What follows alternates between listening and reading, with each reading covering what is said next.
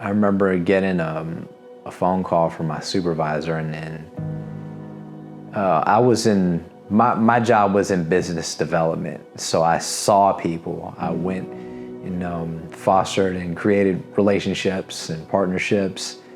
And he just called me and said, "Hey, where are you going? Pull over." And I was just like, okay.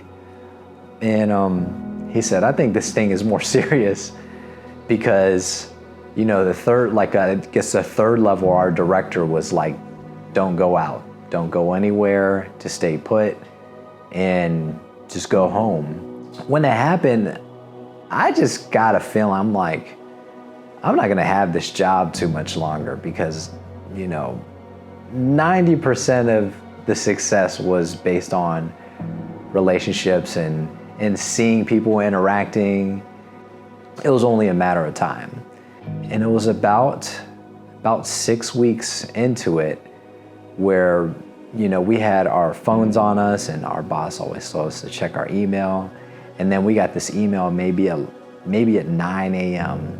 from the Northeast director of all the different channels.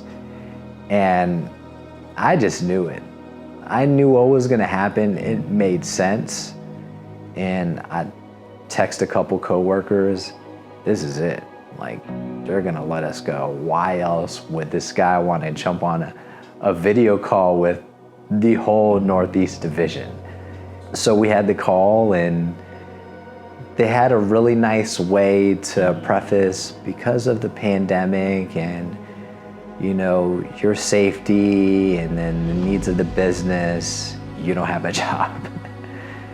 It reminded me what happened 10 years ago, where the difference with how I felt when they announced it last year was that I had more peace, and then I already was given the chance to make different decisions about why I was working somewhere and what I was doing and what that really meant.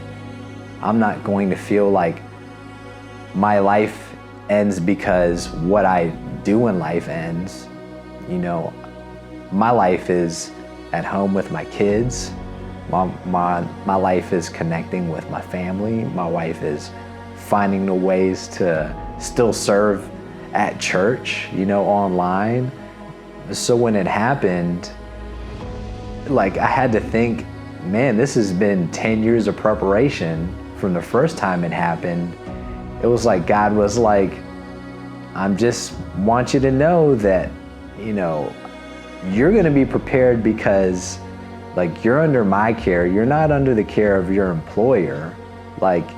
Your faith and you serving my will, well, I'm gonna make sure that you're okay. And when it happens, it's hard to believe that, because you look at, well, I gotta figure it out. I don't know what to do.